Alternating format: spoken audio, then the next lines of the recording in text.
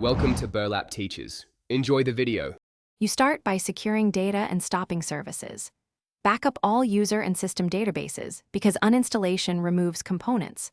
Once done, stop SQL Server, SQL Server Agent, and SQL Browser services from services. MSC, this prevents file locks.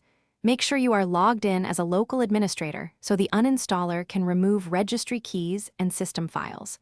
Also close any applications that hold SQL connections, like SSMS or apps, to avoid blocked files. That gets us ready to run the uninstaller and now run the SQL Server 2019 setup. EXE from the installation media and choose Remove. When the installer lists instances, select the exact instance you want to remove. Multiple instances can coexist, so be precise. Next, review the feature list and deselect only features being removed. Leave shared features used by other instances. Confirm the removal and watch the progress dialog. Make sure to allow required reboots. If a restart is requested, do it to complete service and file cleanup before continuing with residual cleanup. Finish by removing leftover folders under Program Files and any SQL Server folders in Program Data, but be cautious with User Data folders.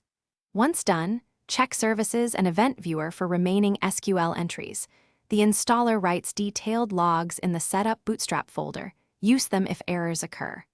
If shared features remained, use Control Panel to remove or leave them. And if something fails, rerun Setup in repair mode or consult the setup logs to identify which component blocked removal. That single hint usually points to the fix. Thanks for watching. Consider subscribing if this video helped you.